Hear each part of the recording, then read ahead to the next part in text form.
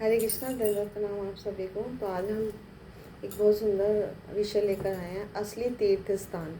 तो असली तीर्थ स्थान हमारे शास्त्रों में किसे कहा गया है, उसके बारे में आज हम चर्चा करेंगे। तो श्रीमद् भागवत फर्स्ट प्रथम स्कंद का 13वें अध्याय का ये 10वां श्लोक है, जिसमें विस्तार पूर्वक वर्णन हुआ कि असली तीर्थ स्थान कौन कौन से होते हैं। भगवद्विदा भागवतास्तीर्थ भूता स्वयं प्रभो तीर्थी कुर्वन्ति तीर्थानि स्वान्तस्तेन गता वृता। जिसका अनुवाद है, आप जैसे संत सदैव स्वयं तीर्थस्थान होते हैं। अपनी पवित्रता के कारण वे भगवान के नित्य पार्षद होते हैं, अतः वे तीर्थ स्थलों को भी पवित्र कर सकते हैं। तो ये श्रीमद् भागवतम का सुंदर श्लोक, जहाँ पर महाराज युधिष्ठिर अपने श्री मुख से अपने चाचा विदुर को संबोधन करके बता रहे हैं, गुणगान कर रहे हैं कि शुद्ध भक्त जहाँ भी होते हैं, संत जन जहाँ भी होते हैं, वो स्थान जो है वो तीर्थ स्थान बदल जाता है। क्योंकि विदुर जो है वो 12 महाजनों में एक हैं विदुर जी, और तीर्थ स्थानों की यात्रा करके घर लौट रहे थे। तो महाराज युधिष्ठिर जब उनकी अगवानी कर रहे थे, तो उनके कहने का ये भाव था कि हे चाचा विदुर, आप स्वयं तीर्थ स्थल हैं, क्योंकि आप उन्नत भक्त हैं और हमेशा भगवान विष्णु को, कृष्ण को अपने हृदय में धारण करते हैं। अब उनके शुद्ध भक्त हैं, तो उनको अपने हृदय में धारण करने की वजह से आप समस्त स्थानों को पवित्र बना सकते हैं, समस्त तीर्थ स्थलों को पवित्र बना सकते हैं, जो पापियों द्वारा पहले से प्रदूषित हो चुके होते हैं। क्योंकि लोगों की ये भावना होती है कि हम तीर्थ स्थलों में जाके स्नान करेंगे, वास करेंगे, हमारे समस्त पापों का नाश होगा। ये भी ठीक सही है।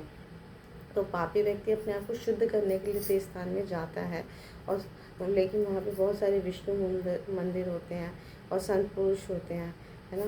तो फिर भी वो स्थान जो है पापी व्यक्तियों की वजह से दूषित हो जाता है। तो जब कोई बड़ा भक्त, उन्नत भक्त या शुद्ध भक्ति स्थान में जाते हैं, तो वो यात्रियों के सारे पापों को नष्ट कर देता है। तो यहाँ पर युधिष्ठिर महाराज भी विदुर से यही कह रहे हैं, क्योंकि उनके हृदय में भगवान स्वयं विराजित है और उनके अंदर इतनी शक्ति है। क्योंकि जो व्यक्ति हमेशा भगवान का स्मरण करता है, चिंतन करता है, भगवान की सेवा में लगा रहता है, अपने हृदय में हमेशा भगवान को धारण किए रहता है, ऐसा व्यक्ति शुद्ध भक्त है ना, वो चलता फिरता मंदिर है और चलते फिरते विष्णु भगवान के मंदिर के समान हो जाता है। फिर चलता फिरता तीर्थ बन जाता है। जो कोई भी उनके दर्शन करेगा, ऐसे व्यक्ति का, ऐसे महान भक्त का, संत का, वो सामने वाला व्यक्ति को तुरंत अपने पापों से मुक्त हो जाता है, ऐसा हमारे शास्त्रों में कहा गया।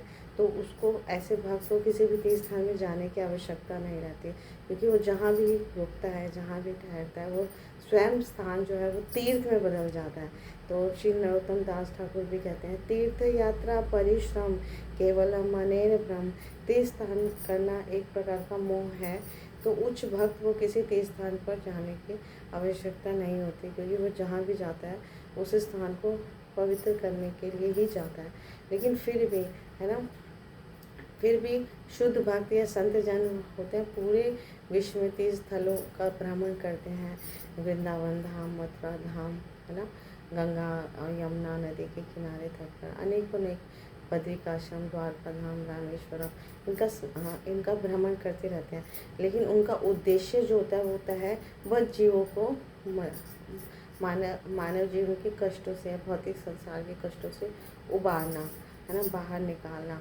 और इसके अलावा वे तीर्थ स्थानों के अलावा भी जगह जगह गृहस्थों के घर में जाते हैं, क्योंकि गृहस्थ जो लोग होते हैं उनके पास समय नहीं होता, अभाव होता है, और कुछ उनको भौतिक जगत में इतना आसक्ति होती है, कुछ भौतिक जगत में इतना बंधन होता है कि वो शुद्ध भक्तों का संग करने जा नहीं सकते, या तीर्थ स्थानों का भ्रमण करने सिर्फ जाते हैं स्नान आदि करने के लिए, भक्तों का संग लेने के लिए जाते हैं।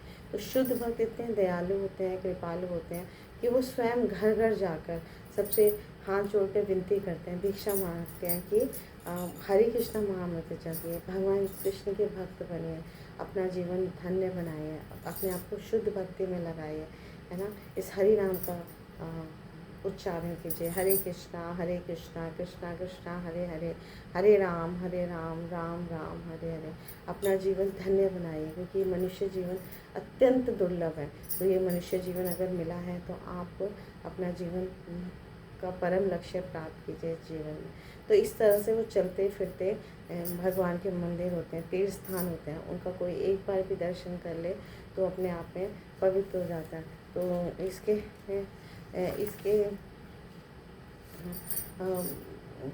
इसके प्रसंग में या इसकी पुष्टि करने के लिए जगह जगह श्री चैतन्य महाप्रभु चैतन्य चरितामृत में भी सनातन गोस्वामी को कहते हैं कि मैं तुम्हारा स्पर्श करना चाहता हूँ, है ना, क्योंकि तुम अपनी भक्ति के बल से सारे ब्रह्मांडों को शुद्ध कर सकते हो, इसलिए मैं तुम्हें अपने आप को पवित्र करने के लिए स्पर्श करता हूँ। क्योंकि एक शुद्ध भक्त होता है ना, उसका दिव्य दृष्टि से वो किसी को देख भी लेता है ना, तो वो भक्त बन जाता है, वो पूरे ब्रह्मांड को पवित्र कर देता है। उसका सुंदर उदाहरण हमारे शास्त्रों में मिलता है।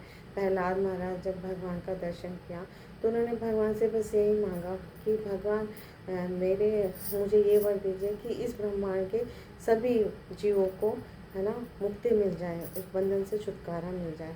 तो क्योंकि शुद्ध भक्त सिर्फ अपने लिए ही चिंतित नहीं रहता, वो चाहता है कि सभी जीवों का कैसे कल्याण हो, तो भगवान वो वर भी देते हैं उसे, है ना। तो प्रहलाद महाराज को और अनेकों अनेक उदाहरण दिए गए हैं।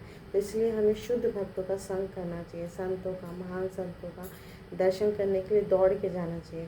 तो क्योंकि उनके दर्शन मात्र से हमें अनेक तीर्थ स्थानों का जाने का फल मिल जाता है। तो ये असली तीर्थ स्थान है कि हमें भक्तों का संग करना चाहिए, उनके दिव्य दर्शन के लिए लालायित होना चाहिए और अपना जीवन उनके श्रीमुख से सुनकर, है ना, श्रवण कर कर भगवान की कथाओं का, भगवान के पवित्र नाम रूप गुण लीला आदि के बारे में हम सुनकर, निरंतर सुनकर अपने हृदय को पवित्र बनाकर इस मनुष्य जीवन को सफल बनाना चाहिए। Thank you so much. Guru Maharaj की जय, श्री प्रभुपाद की जय, आप सब भक्तवृंद की जय।